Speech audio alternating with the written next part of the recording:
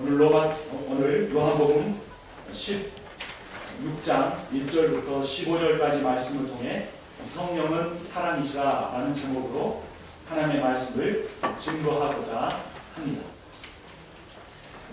제가 지난주에 요한복음 15장을 살폈고 이제 16장을 보게 되는데, 지난주 본문과 오늘 본문 사이에 설교를 하지 않은 내용이 있습니다.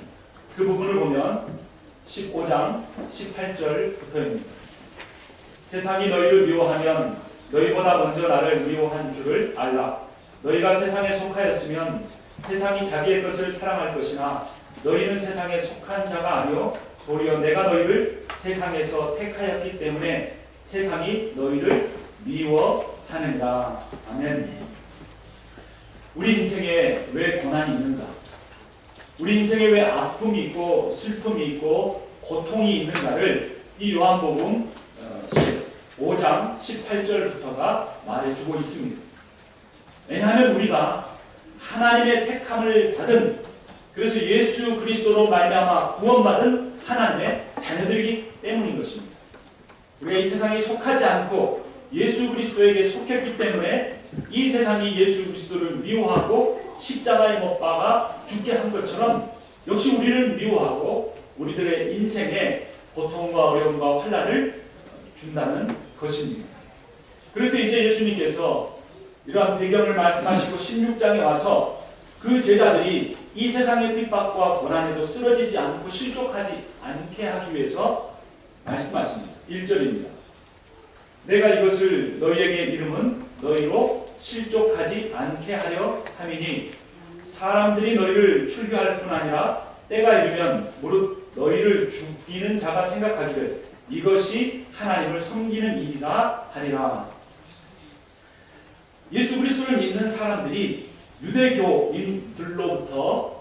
유대인들로부터 심한 핍박을 당하게 될 것이라는 예수 그리스도의 예언적인 말씀입니다. 실제로 우리가 잘 아는 사도 바울도 사도가 되기 전에 사울이라는 이름을 갖고 있을 때 다메섹으로까지 쫓아가면서 예수 그리스도를 믿는 사람들을 잡아다 감옥에 가두고 핍박하고 죽이는 일을 서슴지 않았습니다. 예수님께서 이제 앞으로 너희들이 이런 일들이 일어날 것이다 라고 말씀하시는 겁니다. 그러면 제자들이 얼마나 불안하겠습니까? 얼마나 염려와 근심에 사로잡히겠습니까? 그런데 예수님께서 이렇게 말씀하십니다. 4절입니다. 오직 너희에게 이 말을 한 것은 너희로 그때를 당하면 내가 너희에게 말한 이것을 기억나게 하려 하며 처음부터 이 말을 하지 아니한 것은 내가 너희와 함께 있었습니다. 이제까지는 예수님이 제자들과 쭉 함께 계셨기 때문에 이 말씀을 하지 않으셨는데, 이제 예수님께서 무엇하시기 때문에 십자가에 죽고 부활하고 하나님께로 올라가는 승천하실 것이기 때문에 이제 제자들이 예수님이 떠나신 다음에 핍박을 받게 된다는 사실을 말씀하신다는 것입니다. 그래서 5절을 보면 지금 내가 나를 보내신 이에게로 가는데 너희 중에서 나더러 어디로 가는지 묻는 자가 없고 도리어 내가 이 말을 함으로 너희 마음에 근심이 가득하였도다 라고 말합니다. 16장 18절부터 있는 세상으로부터 환난을 당할 것이요 예수 그리스도께서는 아버지께로 가신다는 이 말씀을 듣고 제자들이 근심에 쌓여 있다고 예수님이 말씀하신 것입니다. 예수 그리스도께서 왜 제자들을 떠나신 것일까요? 왜 고난받게 되고 핍박받게 되고 심지어 죽임까지 당하게 되는 제자들과 끝까지 함께 계시고 끝까지 붙들어 주시고 끝까지 사랑하지 않으시고 그 예수 그리스도께서 떠나가 버리시는 걸까요? 이러한 근심과 걱정과 염려는 이 제자들에게만 있었던 것이 아닐 것입니다. 우리도 인생을 살아가면서 내가 한때는 성령으로 충만했고 마음이 뜨거웠고 밤으로 기도했고 철학하며 기도했고 하나님 앞에 열심히 신앙생활하고 찬양하며 살아왔었는데 내 인생이 정말로 힘든 시기를 지날 때 하나님이 나를 버리지 않으셨는가 하는 생각이 들 때가 있었다는 것입니다. 나를 고통 가운데 그대로 내버려 두시고 나를 근심 가운데 홀로 있게 하시고 고통 중에 부르짖는 나의 기도에 응답하지 않아 하시는 하나님을 경험한 적이 우리의 인생에 한두 번쯤은 있다는 것입니다. 저 역시 그러한 경험을 했었습니다. 7살 때부터 한 교회에서 20여 년 동안 신앙생활하면서 수련회 한 번도 빠지지 않았을 뿐만 아니라 주일 예배에도 거의 한 번도 빠지지 않았습니다. 제가 어렸을 때는 7시에 예배를 드리는데, 중고등부 예배 드리기 전에 주일학교 학생 7시 예배 드리는데 6시 반에 일어나서 교회를 가는데도 주일 예배를 한 번도 빠지지 않았습니다. 수련회 때마다 가서 하나님 아버지께 기도했습니다. 저의 가장 큰 기도 제목은 저희의 부모님을 위한 기도였습니다. 날마다 자신의 인생이 패배한 인생이라고, 실패한 인생이라고 한탄하면서 술을 드시는 아버지, 술을 드실 뿐만 아니라 주사하고 어머니와 싸우시는 그런 아버지, 너무나 가난해서 단 한 번도 이 월사금을 제때 내지 못하고 칠판 한 구탱이 마지막까지 이름이 남아있을 정도로 힘들게 가난하게 살았던 저의 인생을 두고 하나님 앞에 기도했었습니다. 그런데 하나님은 다른 기도에는 응답하시지만 그 기도에 대해서는 응답하지 않으셨습니다. 여러분들의 마음속에도 신앙생활을 하고 하나님 믿기 때문에 완전히 떠나지는 못하지만 정말로 하나님 앞에서 내가 정말 목숨을 걸고 했던 그 기도를 왜 하나님이 응답하지 않으셨습니까? 지금 이 순간조차도 하나님, 내가 고통 가운데 있는데, 부르짖음 가운데 있는데 하나님 왜 나를 내버려 두십니까? 라고 하나님 앞에 울부짖고 싶은 분들이 있을 것입니다. 지금 제자들의 심정이 그러한 상황 가운데 있는 것입니다. 그런데도 우리가 교회에 오면 아무 일도 없는 것처럼, 아무 근심도 없는 것처럼, 아무 걱정도 없는 것처럼 우리가 지내다가 갑니다. 만약에 내 마음속에 근심과 걱정을 다 쏟아내기라도 하면 다른 성도들이 저 사람은 믿음이 없다, 저 사람은 신앙이 확실하지 못하다 라고 말할까 두렵기도 하고, 내 자신이 그런 연약한 자를 용납하고 싶지 않기 때문에 그러는지도 모릅니다. 그런데 여러분, 우리가 새벽 예배 때 살펴본 말씀처럼 시편 13편을 보면 그 위대한 신앙인 하나님이 구약성경에서 내 마음에 합한 자, 유일한 내 마음에 합한 자라고 했던 다윗이 무엇이라고 기도했는지 우리가 살펴볼 필요가 있습니다. 시편 13편을 보면 1절에서 다윗이 이렇게 말합니다. 여호와여, 어느 때까지이니까 나를 영원히 잊으시나이까? 주의 얼굴을 나에게서 어느 때까지 숨기시겠나이까? 나의 영혼이 번민하고 종일토록 마음에 근심하기를 어느 때까지 하오며 내 원수가 나를 치며 자랑하기를 어느 때까지 하리이까? 라고 합니다. 4번씩이나 어느 때까지, 어느 때까지, 어느 때까지, 어느 때까지라고 하나님 앞에 울부짖고 있습니다. 조용한 목소리가 아니었을 것입니다. 눈물과 콧물이 범벅이 되고 목이 쉬도록 하나님을 향하여 부르짖고 또 부르짖었을 것입니다. 여러분, 하나님께 부르짖으십시오. 여러분, 하나님을 원망해 보십시오. 하나님을 향하여 항변해 보십시오. 하나님을 향하여 어찌하여라고 부르짖는 사람이 하나님의 응답을 경험할 수 있습니다. 하나님이 너무나 거룩하시기 때문에 하나님 1.1핵도 우리의 부족한 점을 잘못도 용납하지 아니하시는 하나님이라고 잘못 알고 있는 분들은 하나님께 그렇게 항변하지 못하고 그런 모든 영적인 스트레스가 결국은 성도들에게로 나가게 되는 것입니다. 예수님은 우리를 하여금 하나님 아버지를 누구라 부를 수 있게 가르치셨습니까? 아바, 아버지라고 부르짖게 하셨습니다. 이런 아바라는 단어는 우리말 아빠라고 하는 단어와 정확히 동일한 4살에서 5살에 있는 어린아이가 자신의 아빠를 부를 때 부르는 아람어 단어입니다. 하나님은 그만큼 친근하게 가깝게 어느 누구보다도 자신의 슬픔과 아픔과 고통을 아랠 수 있는 분으로 대하라고 예수께서 가르쳐 주시는 것입니다. 저는 그렇게 고통 가운데 신앙생활을 1년이나 하다가 결국 대학교 3학년 때 휴학을 하고 일본으로 갔습니다. 그곳에서 선교사님을 만나서 금요일마다 철야를 하는데 9시부터 새벽 7시까지 기도하는데 어느 날 밤에 하나님 앞에 이렇게 항변하는 기도가 터졌습니다. 하나님, 내가 그 고통 가운데 있을 때 왜 하나님 나를 내버려 두셨습니까? 내가 그토록 하나님 앞에 눈물을 흘리며 부르짖을 때 하나님은 어디 계셨습니까? 하나님은 교회에 계실 때는 나의 찬양도 받으시고 나의 헌금도 받으시고 내 헌신도 받으셨지만 내가 집으로 돌아가는, 내가 가정 가운데 있을 때는 하나님은 단 한 번도 내게 그 얼굴을 비춰주지 않으셨고 단 한 번도 내 길에 응답하지 않으셨습니다라고 하나님께 울부짖기를 오랜 시간 동안 그렇게 했습니다. 그때 새벽 동이 토올 때쯤 주님이 이렇게 말씀하셨습니다. 상훈아, 나는 너를 떠난 적이 단 한 번도 없었다. 나는 네가 처음 예수 그리스도를 믿을 때부터, 아니 네가 태어나기 전부터, 아니 창세 전부터 너를 택했고 사랑하기로 택했고 구원하기로 택했고 너를 구원하여 불러 내 자녀를 삼은 이후에도 단 한 번도 나는 너를 떠난 적이 없다. 나는 온 우주 만물이 그 수조 개의 별들이 반짝이며 나를 찬양할 때보다 나의 온갖 능력으로 이 세상 온 우주 만물을 내 뜻대로 통치할 때보다 내게 가장 의미가 있고 내게 가장 귀했던 시간은 네가 고난받을 때 너의 고난 가운데, 너의 그 고난의 삶에, 너의 그 아픔의 눈물 가운데 함께하는 때였다라고 주님이 말씀해 주셨습니다. 아멘. 그 응답을 들을 때 저는 또 한 가지 사실을 깨달았습니다.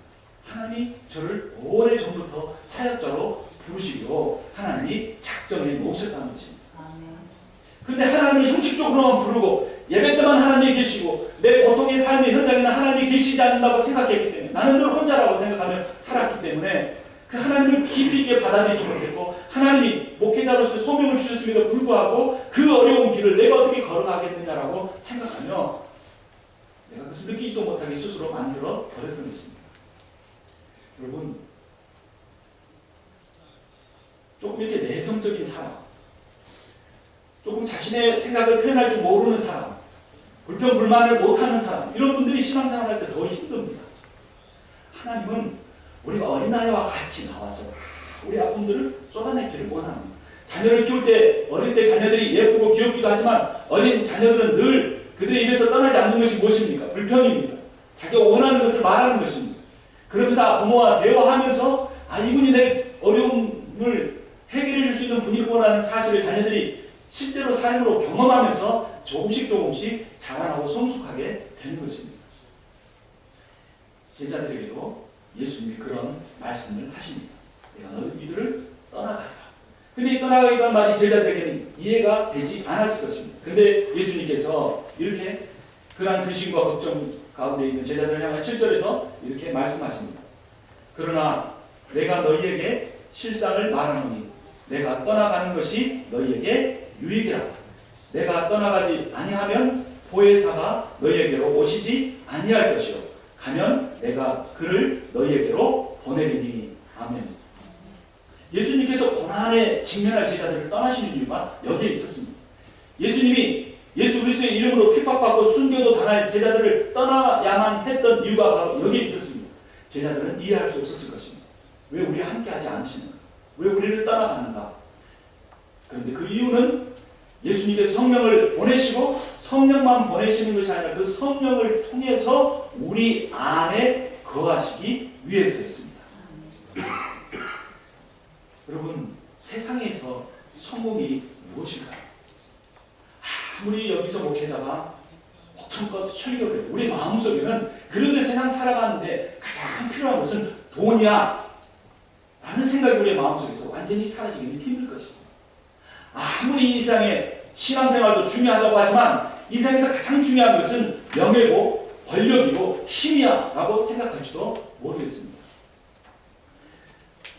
얼마 전에 제 아내가 신방을 가면서 톨게이트를 지나게 됐는데 아내가 이 동전을 이렇게 집어주면서 이 동전통을 우리 집 그 신발장에 신발에 이렇게 있는 걸 발견했다는 거예요. 이거 어디서 난 돈인지 모르겠는데 이 돈이 생겨서 쓸 수 없게 됐다고 이렇게 서로 이야기하면서 웃으면서 그 돈을 냈습니다. 근데 그 다음에 이제 아이들과 같이 또 어디를 다녀오면서 톨게이트를 지나는데 그 통에서 돈을 뺏어주니까 저희 첫째 아들이 갑자기 버럭 화를 내면서 그 통 잊어버렸는데 우리 거라고. 그래서 엄마가 미안하다고 몰랐다고 그러면서 그 돈을 다 지폐로 주겠다고 하는데 그 뒤로부터 5분 10분 동안 그 불평이 끊이지 않았습니다. 여러분, 자녀가 자기가 돈을 가지면 얼마나 갖겠습니까? 우리 인생이 그런 생각에 사로잡혀 살아갈 때가 참 많습니다. 여러분, 돈을 모으면 얼마나 모을 수 있겠습니까? 그리고 돈을 설사 많이 모은다 한들 그것을 얼마나 내 뜻대로 사용할 수가 있겠습니까? 가장 지혜로운 자녀는 부모에게 잘 보여서 내가 필요한데 꼭 쓸 곳에 언제든지 부모로부터 돈을 타서 쓸 수 있게 부모와의 관계를 잘하는 자녀가 가장 지혜로운 자녀입니다. 자기가 많이 갖고 있으면 어떻게 쓸지도 모르고 언제 잊어버릴지도 모르고 헛된 곳에 쓸 수도 있기 때문입니다. 여러분, 가장 지혜로운 사람은 이 세상의 돈을 내가 다 많이 모을 수 있는 데까지 모아보겠다, 내가 세상에서 힘을 가질 수 있는 데까지 가져보겠다라고 생각하는 사람이 아니라 모든 물질 세계를 창조하신 하나님의 자녀가 되기로 작정한 사람입니다. 온 우주 만물을 자신의 권능과 자신의 능력으로 통치하시는 하나님과의 직통 관계를 갖는 사람이 가장 지혜로운 사람입니다. 제 부모님이 가난하셨다고 그랬죠. 늘 다퉜다고 그랬죠. 그래서 저는 어렸을 때 그런 생각을 한 적이 있습니다. 저희 어머니에게는 차마 드릴 수 없는 말씀이지만, 야, 우리 지금 왜 이렇게 가난하고 왜 이렇게 이 사람이 없는가? 어디 소설책을 읽어보니까 어떤 그 왕국의 왕자가 그 자기 왕국에서 떠나서 이렇게 그 부모를 그 왕을 잃어버리고 방황하다가 어떤 그 초라한 집에 들어가 살다가 고생을 하다가 나중에 그 자신의 부모가 찾으러 가지고 가는 그 소설책을 읽으면서 아마 내 인생도 그럴 거야. 내 진짜 부모님은 언제 나타나실까? 그런 속없는 생각을 한 적이 있었습니다. 왜냐하면 어린아이에게 있어서 부모는 절대적이기 때문입니다. 그 부모가 어떤 부모이냐에 따라서 자신의 인생이 결정될 수 있기 때문에 그런 것입니다. 우리 인생도 마찬가지입니다. 살아계신 하나님, 능력과 권세를 가지신 하나님이 진짜 내 아버지시라는 사실이 믿어지기만 하면 그 살아계신 하나님과의 관계 속에서 내가 능력을 얻고 내가 힘을 얻고 확신을 얻고 소망을 가지고 살아갈 수 있다면 그 인생을 실족해 할 그 힘과 존재가 아무도 없다는 것입니다. 그렇기 때문에 예수님이 제자들을 지금 떠나셔야 합니다. 예수님이 하나님께로 가신 뒤에 성령을 보내주셨는데 고린도전서 3장 16절에 이렇게 말합니다. 너희는 너희가 하나님의 성전인 것과 하나님의 성령이 너희 안에 계시는 것을 알지 못하느냐. 예수님이 보내신 성령으로 말미암아 우리가 성전이 되었다는 겁니다. 성전은 어떤 것이냐면 하늘과 땅이 만나는 사닥다리와 같은 것입니다. 죄 있는 인간이 거룩한 하나님을 만날 수 있는 곳이 성전입니다. 그래서 그 성전은 아무나 갈 수 없었는데 누가 그 성전이 되었다는 것입니까? 우리가, 내가 하나님의 거룩한 전이 되었다는 것입니다. 하나님이 우리를 왜 창조하셨을까요? 창세기에 보면 에덴 동산에 아담과 하와가 살았는데 그곳에는 하나님이 서늘한 데 거니시는 곳이었습니다. 하나님과 온전한 교제가 있는 장소였습니다. 근데 아담이 불순종해서 그곳에서 쫓겨났는데 하나님은 그들을 내버려 두지 아니하시고 모세를 통해 설계도를 보여주셔서 성막을 만들게 하셨습니다. 그리고 그 조그만 성막, 초라한 성막 안에 하나님은 이스라엘을 만나기 위해서 구름기둥과 불기둥으로 그곳에서 임재하셨습니다. 그들이 가나안 땅에 들어간다면 성전을 짓고 그 성전에서 임재하셨고, 그런데 이 성전이 타락하고 온갖 죄로 얼룩질 때 예수 그리스도가 이 땅에 오셔서 십자가에 죽고 부활하심으로 자신이 우리를 하나님과 연결하는 그 사닥다리인 성전이 되셨는데, 이제 그 상황 가운데서 예수님이 제자들에게 말씀하시는 겁니다. 내가 아버지께로 가는 것이 너희에게 유익이다. 제자들 우리가 고난 가운데 있어야 되는데요, 우리가 핍박 가운데 있어야 하는데 예수님 어디로 가십니까? 말씀하시는데 내가 너희에게서 떠나가는 것이 유익이다. 왜냐하면 내가 떠나가야 보혜사 성령을 너희에게 보내주기 때문이다 라고 말씀하신 것입니다. 이제는 우리가 하나님이 거하시는 성전입니다. 그 거룩하신 하나님, 그 전능하신 하나님, 살아계신 하나님, 지금 이 순간에도 온 우주 만물을 통치하고 계시는 그 하나님이 내 안에 거하신다고 하는 겁니다. 이런 믿음이 있는 사람에게 열등감이 어디 있겠습니까? 이런 믿음이 있는 사람에게 상실감이 어디 있겠습니까? 우리 인생이 때로는 업앤다운을 감당하는 것 같고, 때로는 가난하고, 때로는 부유해지고, 때로는 병약해지고, 때로는 건강해질 때가 있는 것 같지만, 그런 어떤 상황과도 상관없이 하나님은 내 안에 임재해 계시고 내 안에서 예수 그리스도의 영으로 말미암아 나를 사랑하신다는 것입니다. 이것은 제가 드리는 말씀이 아니고 로마서 5장 5절에서 이렇게 말합니다. 소망이 우리를 부끄럽게 하지 아니함은 우리에게 주신 성령으로 말미암아 하나님의 사랑이 우리 마음에 부은 바 됨이니. 아멘. 여러분, 성령 하면 어떤 단어가 떠오르십니까? 성령 하면 마치 너무나 깨끗해서 부정한 내 죄를 드러내고 고발하시는 분처럼 생각되지는 않습니까? 그렇지 않습니다. 오늘 설교의 제목처럼 성령은 사랑이십니다. 하나님이 성령을 우리의 마음에 부어주신 이유는 그 성령을 통하여 하나님의 사랑을 나에게 부어주시기 위해서였습니다. 그 문제 많던 제자들, 그 의심 많던 제자들, 예수님을 부인하기까지 하는 제자들조차도 하나님의 성령이 그들에게 부어질 때에 그들은 완전히 변화되어서 하나님의 사랑으로 충만했고, 하나님의 사랑이 그들에게 충만할 때 세상의 핍박과 고난이 조금도 두려워하지 않게 되며, 그래서 평생도록 예수 그리스도를 증거하며 살 수 있었고 순교까지도 감당할 수 있었던 것입니다. 우리 인생의 외로움, 우리 인생의 고독, 우리 인생의 아픔, 사탄은 그것은 너의 문제 때문이다. 너에게 왔던 그 환난 때문이야. 너의 그 가난 때문이라. 너에게 찾아온 그 질병 때문이라. 너에게 있는 그 인간관계의 갈등 때문이라고 말하지만 그것은 거짓입니다. 우리가 그토록 힘들고 그토록 마음 아프고 정말로 때로는 단 한 걸음을 떼기도 힘들고 단 한마디도 내뱉기가 힘들 정도로 고통 가운데 있는 그 이유는 하나님이 성령을 통하여 우리 안에 부어주신 그 사랑을 우리가 느끼지 못하고 살아가기 때문입니다. 사랑을 우리가 깨달아야 합니다. 아무리 아픔을 겪었으리라, 아무리 큰 고통이 있고 아무리 내게 해결되지 않은 기도 제목이 있다고 할지라도 우리 주님은 성령을 통하여 우리 안에 계시고 우리에게 그 사랑을 부어주셔서 우리 인생이 소망으로 가득 차기를 원하십니다. 하나님을 믿는 사람에게는 소망이 있습니다. 하나님을 믿는 사람에게는 그래서 그 소망 때문에 기쁨이 있다는 것입니다. 왜냐하면 로마서 8장 26절을 보면 이렇게 말하기 때문입니다. 이와 같이 성령도 우리의 연약함을 도우시나니 우리는 마땅히 기도할 바를 알지 못하나 오직 성령이 말할 수 없는 탄식으로 우리를 위해 친히 간구하시느니라. 아멘. 성령이 내가 기도하지 않고 있는 그 순간에, 내가 절망하고 있는 그 자리에서도, 내가 정말 연약한 가운데 있는 그 상황 속에서도 나를 위하여 친히 말할 수 없는 탄식으로, 애끓는 심정으로 나를 위하여 하나님 앞에서 간구하고 계신다는 것입니다. 그 하나님을 우리가 붙들 때 어떤 연약함도 이길 수가 있습니다. 예수 그리스도께서 그렇게 보내주신 보혜사 성령이 이 땅에 오셔서 하신 일을 8절에서는 이렇게 말해주고 있습니다. 8절 함께 읽겠습니다. 그가 와서 죄에 대하여, 의에 대하여, 심판에 대하여 세상을 책망하시리라. 세상을 책망합니다.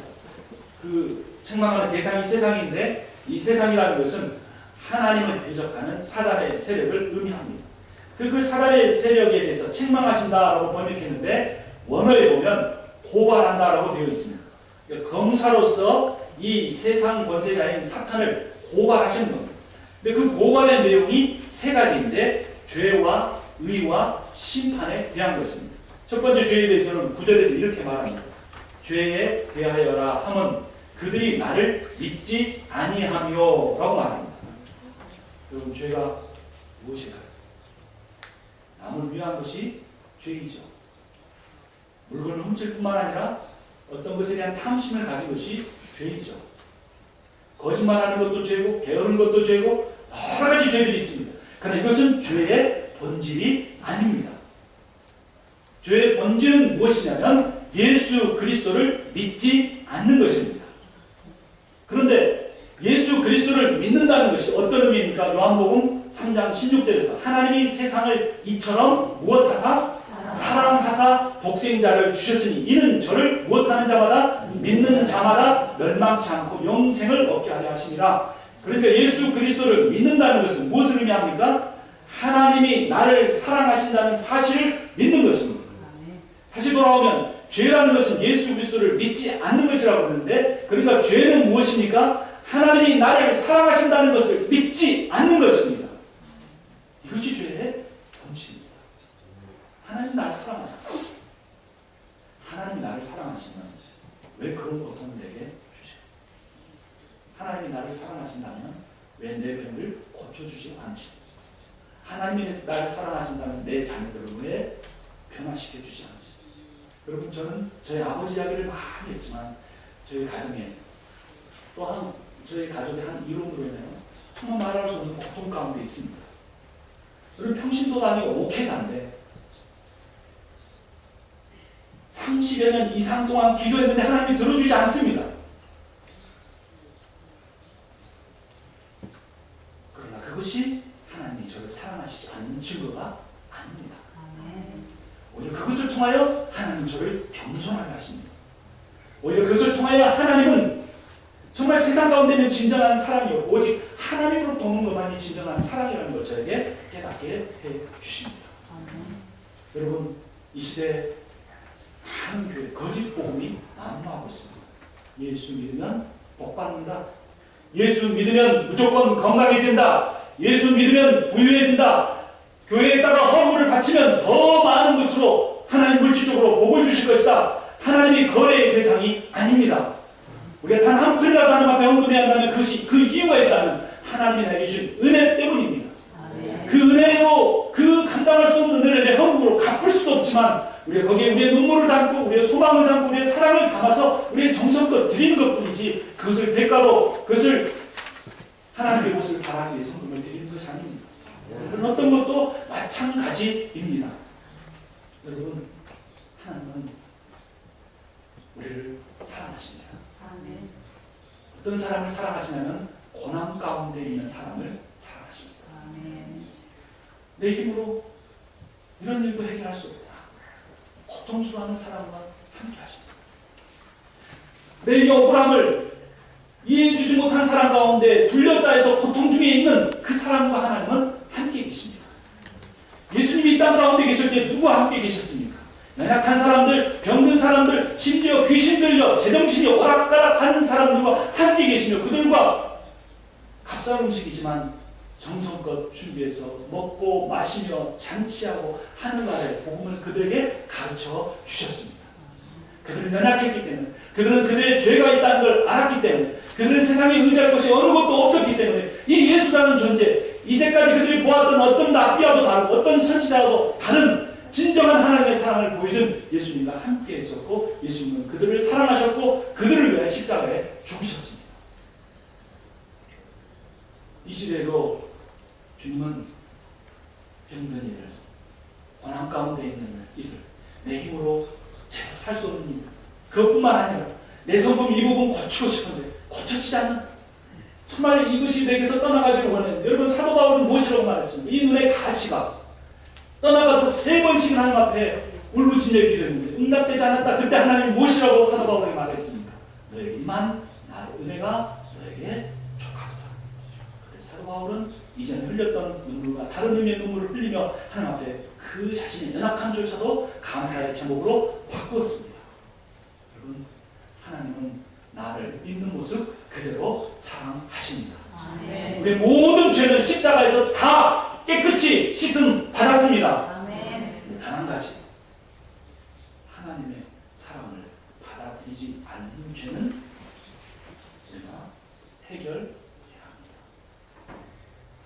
주님 나를 사랑하시고 나를 위해 하나밖에 없는 아들 예수 그리스도를 보내주신 만큼 나를 사랑하시고 나를 위해 그 놀라운 하나님 나라를 준비하셨고 예수 그리스도가 이 땅에 다시 오실 때 그 놀라운 하나님의 나라를 위하여, 나를 위하여, 우리의 공동체를 위하여 베풀어 주실 것을, 그 하나님의 사랑을 믿지 않는 죄로부터는 떠나야 합니다.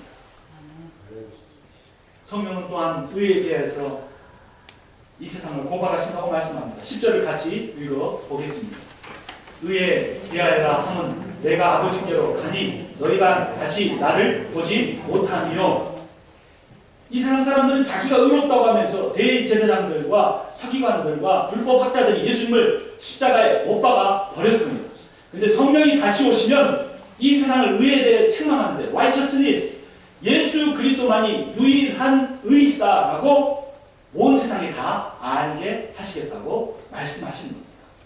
여러분, 예수 그리스도 외에 의는 없습니다. 여기서 설교하고 있는 이 목사가 가장 큰 죄인입니다. 하나님이 정말로 온 힘을 다해 섬기라고 한 주님의 귀한 백성들, 아직도 온전하게 제대로 섬기지 못하고 있는 이 목사가 죄인입니다. 자녀들에게 아버지로서 온전한 모습, 남편으로서 온전한 사랑을 베풀지 못하는 제가 죄인입니다. 저에게 의는 단 한 털도 없고, 그러므로 저는 제가 죄인이라는 사실을 다시 한번 깨달을 때마다 다시 하나님 앞에서만 아니라 여러분들 앞에 죄인임을 고백할 수밖에 없습니다. 내가 죄인이라는 사실, 의인은 오직 예수 그리스도밖에 없다는 사실을 깨닫게 되면 우리는 절대로 다른 사람을 정죄하거나 비판할 수 없습니다. 세 번째 11절입니다. 함께 읽겠습니다. 심판에 대하여 함은 이 세상 임금이 심판을 받았습니다. 아멘.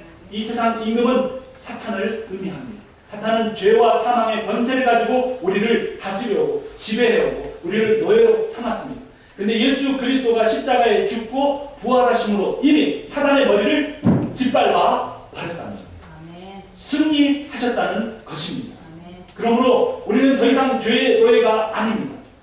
예수 그리스도가 다시 오시는 날까지 우리는 죄로부터 완벽해질 수는 없지만 우리가 짓는 모든 죄는 다 깨끗이 씻음 받았다는 것입니다. 여러분, 이 자유를 누리십시오. 성령을 통하여 주시는 죄로부터 해방의 자유를 누리시기를 바랍니다.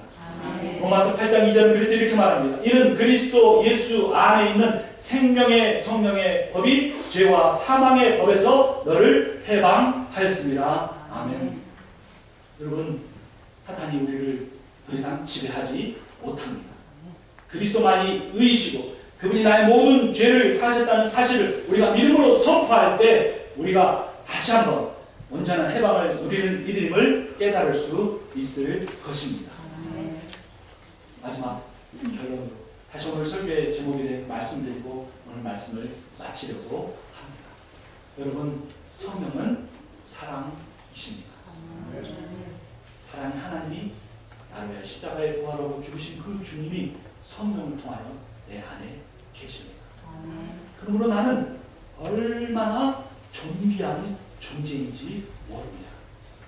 여러분, 함이 얼마나 비싸면 비싸겠습니까? 몇십 불 할 수도 있고 몇백 불 할 수도 있지만 값싼 함이라고 할지라도 그 안에 여러분이 다이아몬드가 주먹만한 다이아몬드가 있다면 그 함은 굉장히 귀한 가치로 함께 팔릴 것입니다.